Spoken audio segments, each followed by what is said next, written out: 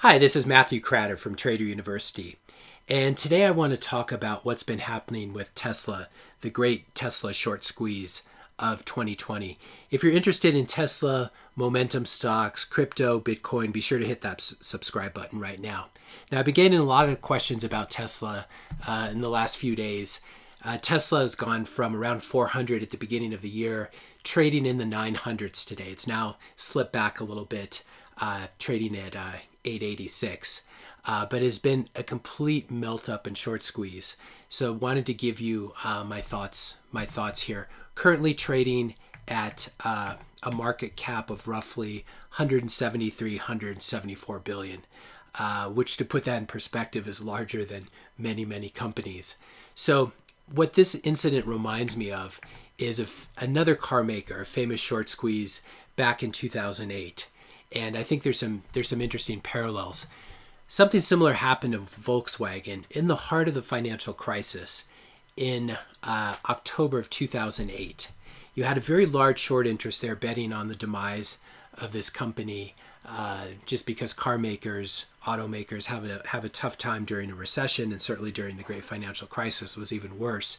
And so there were a lot of people who were short Volkswagen, especially hedge funds. And the news came out that Porsche had been accumulating control of the voting shares of Volkswagen. And when this news hit, the stock went from, it was trading somewhere around 25, 26, went up in just 2 days, was trading above 110. This must be euros per share. So just a huge melt up. And when this happened, hedge funds lost $30 billion.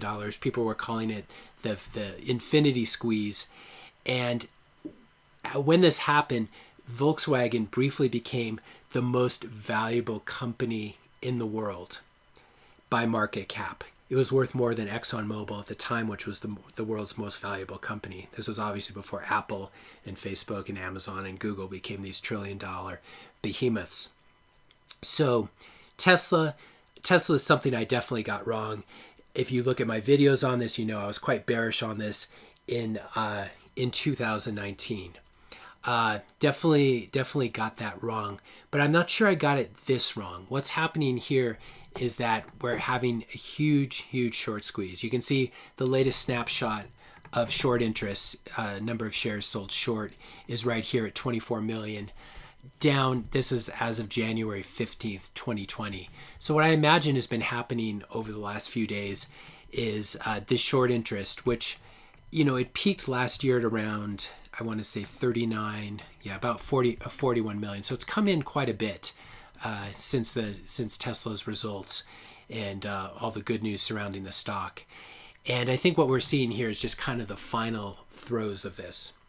So just wanted to sort of make a public statement saying I got something wrong here. Obviously, my fundamental analysis was backward looking, and it didn't. It worked for a while, and then I don't know. As Peter Thiel always says, never bet against Elon Musk, and I went against that. Fortunately, I did it with put options. I had a put spread, and so the damage was very limited. But I just wanted to put this out here to give you the historical perspective between Tesla and Volkswagen.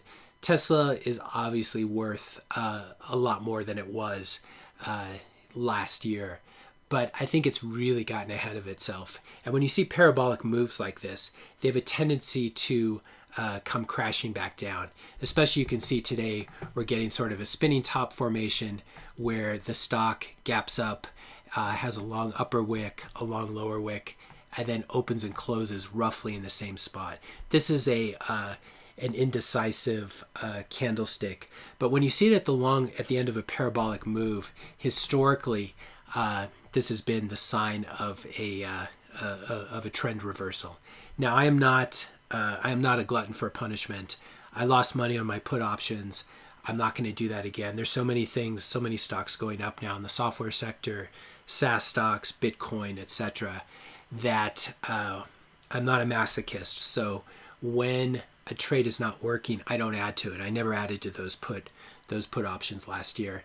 And they're still, they're June 2021 put options. I believe they're the 200 strike. Probably going to expire worthless. I'm still holding them, but definitely not adding to any position here.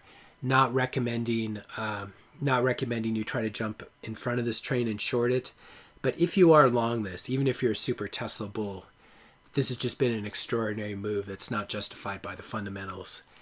And I think the best case scenario is you get sort of sideways motion here going forward as the reality of the company catches up to this sort of market cap here of 173 billion. So those are my thoughts. Put it in the perspective of another car manufacturer that briefly was the most valuable company in the world. After peaking around 115 euro, whatever it was, 116 euro, it went immediately right back to where it had been trading. Again, it was different times. It was during the financial crisis. But I think that the main driver of Tesla, going from 200 to 400 or 500, maybe pricing in some new reality for the company that it might actually be able to pull this off.